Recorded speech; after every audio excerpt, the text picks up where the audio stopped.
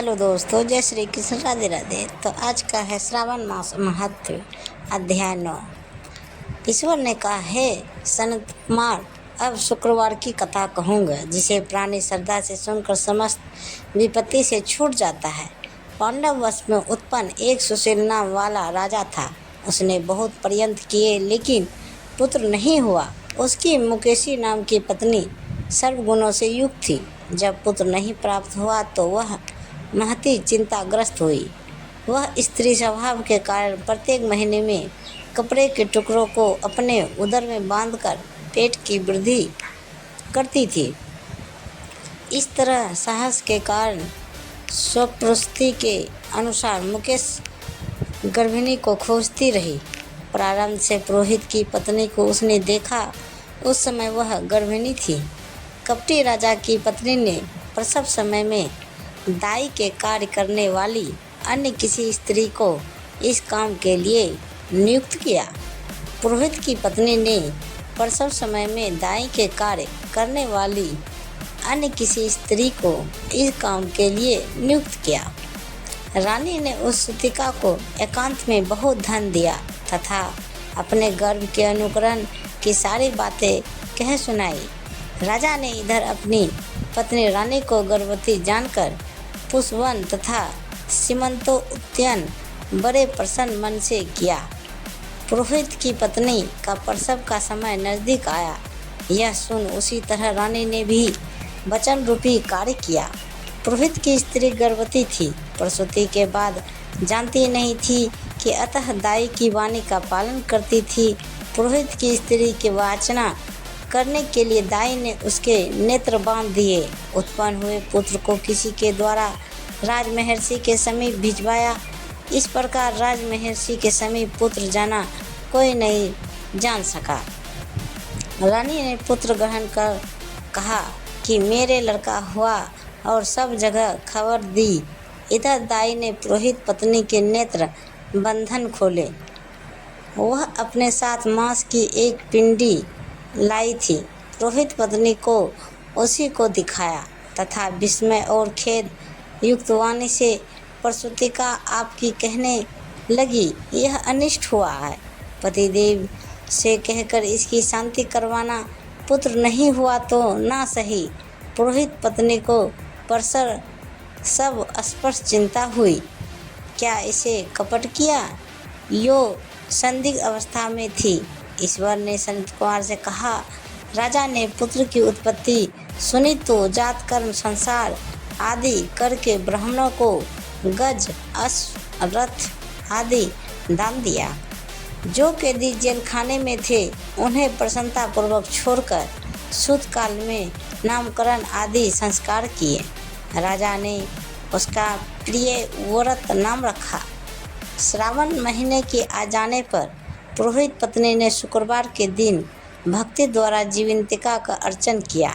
दीवार में बहुत लड़कों के सहित जीवंतिका मूर्ति लिखवाकर पुष्पमाला से अर्चन कर 5 दीपक बनाकर उनमें दीपक जलाती तथा आप भी गेहूं के पिसान के दीपक को घृत में पकाकर भोजन किया।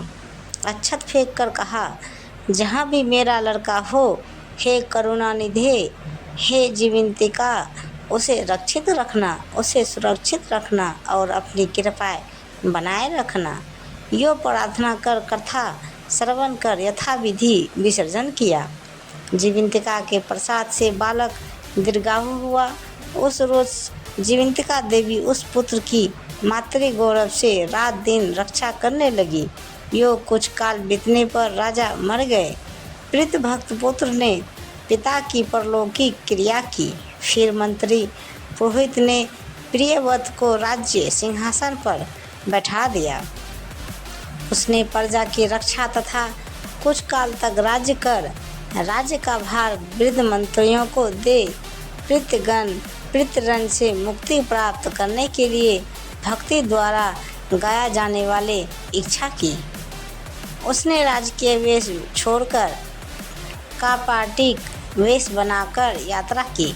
रास्ते में किसी गृहस्थी के मकान में निवास किया। उसी रोज उसकी पत्नी को क्रमशः षष्ठी देवी मार चुकी थी। पर इस लड़के के हो जाने पर 5वें रोज जहाँ राजा वहाँ गया था। राजा ने शयन क्या कि तो जब सप्तषष्ठी देवी बालक ग्रहण करने आई, तब षष्ठी देवी को देखकर जीवंतिका ने कहा कि षष्ठी देवी इस राजा को लांग कर मत जाओ। यो जीवंतिका के मना करने पर जैसी षष्ठी देवी आई वैसे ही खाली चली गई। उसने 5वें रोज पुत्र को जीवित देखकर और राजा से प्रार्थना की, राजन, आज के रोज मेरे मकान पर आप ठहरें, क्योंकि हे प्रभु, आपकी दया से यह मेरा 6वां पुत्र जीवित है। गृहस्थी की ऐसी प्रार्थना सुनकर प्रियव्रत ने वहाँ निवास किया। फिर गया जाकर पिंड देने लगा। वहाँ विष्णु पद पर पिंड को देते हुए आश्चर्य हुआ। जब पिंड ग्रहण के लिए 2 हाथ निकल पड़े, ऐसी घटना देख वह भूपति विस्मय तथा संदेह करने लगा। क्या करूं? ब्रह्मांड यज्ञ से राजा ने विष्णु पद पर ही पिंड दिया। फिर किसी सत्यवादी ज्ञानी ब्राह्मण से पूछा कि ऐसी बातें क्यों हुई। उसके पूछने पर ब्राह्मण देव ने कहा, हे राजन, ये दोनों हाथ पिता के हैं, ऐसा क्यों हुआ? इसकी बातें माता ही कहेगी। राजा चिंतित हो तथा दुखी हो मन में अनेक तरह के विचार करने लगा। यात्रा पूरी कर जहाँ लड़का राजा के पहुँचने से जीवित हुआ था, वहीं जाकर उसी दिन उस गृहस्थी के घर पुत्र जन्म का 5वां रोज था। वह स्त्री प्रसूता थी। इस दूसरे दिन लड़का हो जाने पर रात के समय षष्ठी देवी पुत्र को ग्रहण करने आई। षष्ठी देवी को जीवंतिका ने पुनः मना किया तो षष्ठी देवी जीवंतिका से कहने लगी, हे जीवंतिके, आपको इसकी क्या आवश्यकता रहती है तथा कौन सा व्रत माँ करती है जिस कारण आप रातों दिन इसकी रक्षा करती हैं। षष्ठी देवी की ऐसी वाणी सुनकर जीवंतिका कुछ हंसती हुई कहने लगी, राजा भी रातों दिन इस नियमित की जानकारी के लिए जगा हुआ था, सोने का बहाना किए हुए था। उसी समय राजा ने दोनों की सब बातें सुनी। हे षष्ठी देवी, इसकी माँ श्रवण महीने की शुक्रवार के रोज मेरा पूजन तथा व्रत के जो सब नियम करती है, उसी नियम को मैं आपसे कहती हूँ। इसकी माँ हरे वर्ण का कपड़ा तथा चोली नहीं ग्रहण करती और हरे वर्ण की कांच की बनी चूड़ी भी अपने हाथों में ग्रहण नहीं करती। चावल के धोवन के जल को कभी नहीं लांघती, हरे पल्लव के मंडप के नीचे नहीं जाती, हरे वर्ण का हो जाने से करेला का साग नहीं खाती। यही सब मेरी प्रसन्नता के लिए करती है। इसी कारण इसकी मैं निरंतर रक्षा करती हूँ तथा इसके लड़के की भी सुरक्षा करती हूँ। यह सब राजा सुनकर सुबह अपने नगर में गया। स्वागतार्थ वहाँ राजा के नगरवासी तथा देशवासी प्राणी आए। राजा ने माता से पूछा, हे माता, आप जीवंतिका का व्रत करती हैं तो उसकी क्या विधि है? राजा के पूछने पर माँ ने कहा, जीवंतिका व्रत में नहीं जानती। पर राजा ने गया यात्रा के फल प्रत्यर्थ ब्राह्मणों तथा सुवासिनी को भोजन कराने की अभिलाषा प्रकट कर उन सुवासिनी ब्राह्मणियों के यहाँ हरे वस्त्र, हरी चोली और हरे कांच के व कंगन आदि परीक्षार्थ भिजवाए। दूत ने वहाँ यह कहा कि आप सब राजा के घर में भोजनार्थ आवें। पुरोहित की पत्नी राजपूत से कहने लगी कि मैं हरे वर्ण की कोई चीज़ नहीं लेती। पुरोहित पत्नी की ऐसी वाणी सुनकर राजा ने दूत से जाकर कहा, राजा के पुरोहित की पत्नी के लिए रमणीक लाल वर्ण के कपड़े आदि भेजे। पुरोहित पत्नी उन चीज़ों को ग्रहण कर राजा के घर गई। उसने पूरब वाले दरवाजे पर चावल का धोवन जल तथा हरे वर्ण का मंडप देखकर वह स्त्री अन्य दरवाजे से गई। राजा ने यह देखकर पुरोहित पत्नी को शुक्रवार व्रत का कारण बतलाया।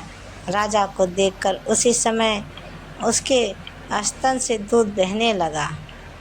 उन स्तनों की दूध धारा से वह राजा अच्छे प्रकार सिंचित हो गया। गया जी में 2 हाथ निकलने से तथा रास्ते में गृहस्थी के यहाँ देवी से बातचीत और स्तनों से दूध बहने मात्र से राजा को विश्वास हो गया कि मेरी माँ है। राजा ने गृह में रक्षा करने वाली माँ के समीप जाकर बड़े विनय से पूछा, हे माता, भय मत करो। मेरे जन्म समय की बात सुकेशिनी ने तथ्य रूप से कह दी। राजा ने इससे प्रसन्न हो अपने जन्म देने वाली माँ बाप को नमस्कार किया और संपत्ति दे बढ़ाया। इससे दोनों बड़े आनंदित हो एक दिन रात में जीवंतिका से राजा ने प्रार्थना की कि हे जीवंतिका, मेरे जन्म देने वाले पिता है तो गया में क्यों 2 हाथ निकले। उसी समय स्वप्न में देवी ने संशय नाश कर देने वाली वाणी कही, हे राजन, मैंने तुझे केवल विश्वास दिलाने के लिए ऐसी माया की थी, इससे संदेह मत करो। शिव ने सनत कुमार से कहा, हे सनत कुमार, यह श्रावण महीने के शुक्रवार व्रत के सारे महत्व को कहा। इस व्रत को करने मात्र से प्राणी सब इच्छाओं को प्राप्त कर लेता है। इस प्रकार श्रावण मास का 8वां अध्याय, इस प्रकार श्रावण मास का 9वां अध्याय समाप्त हुआ। यह कहानी आप सबको कैसी लगी कृपया हमें कमेंट बॉक्स में ज़रूर बताइएगा और पूरी कहानी सुनने के लिए धन्यवाद। और इसी तरह हमें प्यार और सपोर्ट दीजिए तो प्रेम से बोलिए जय माता दी, हर हर महादेव। तो दोस्तों, ऐसे ही वीडियो देखने के लिए हमारे चैनल को सब्सक्राइब करें और वीडियो को लाइक ज़रूर करें। धन्यवाद। तो दोस्तों, मिलते हैं अगले वीडियो के साथ। तब तक बाय बाय दोस्तों। जय हिंद।